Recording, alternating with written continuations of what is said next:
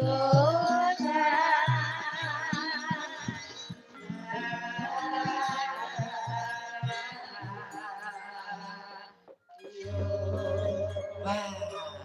jan yo. Syukur alhamdulillah dene wektu bengi iki kanugrahan Gusti Kang Nyipta Jagat. Panjenenganipun sedulur kula Kang Sunarto wis kelakon anggone ngunduh mantu. Wah, muga-muga jumbo Kang Ginayuh kasembatan Kang Denesti antuk kanugrahan dening Gusti. Uripe mulya, uripe kepenak.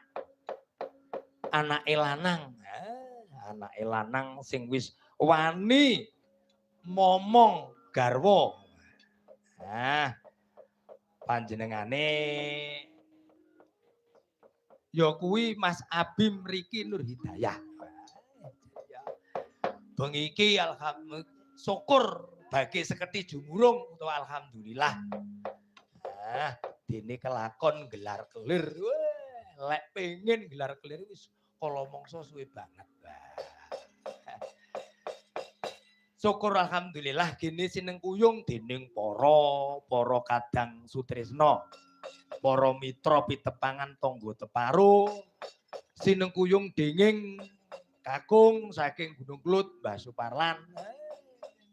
Matur nuwun lan ugi dulur-dulur Murti Tama, Waskita Tunggal, paguyuban saking Gunung Klut. Ingkang dalu punika ugi sami wungon matur nuwun.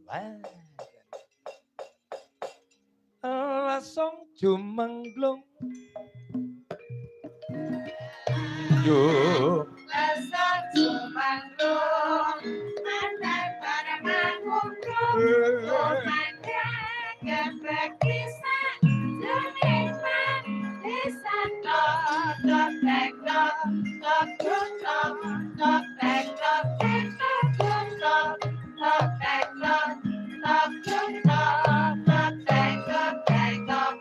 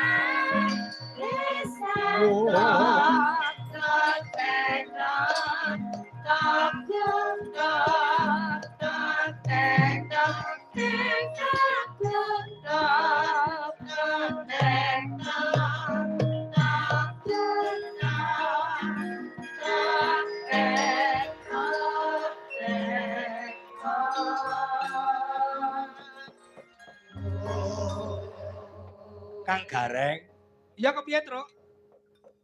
Wah, iki laku ngarep-ngarep sampean iki wis kat mau. Ora lho, aku ki ya kono mau jejagongan karo sing duwe gawe. Atine Pak Sunarto marem ya, Kang. Wah, kok marem tenan aku ki gumun kok ya. Wong ki ganteng, gek ya muga-muga ketok ya arepe apa ya ndak rabine ya Kang Narto ki ya. Ya lek iso sing enom ya rabi to, Kang. Oh, ya rabi to. Wong ya sik sembodo kok ya iman-iman. Mosok mek nggih padasan tok kan ya iman to ya. Gong? Gong? Ya, Kak. Ya rene awur kancane to, Gong. Ya aku ya dipethukne lagu to. Kuwi njaluk lagu. Anjajah desa. Piye kuwi lagune? Oh, bilang. Iya.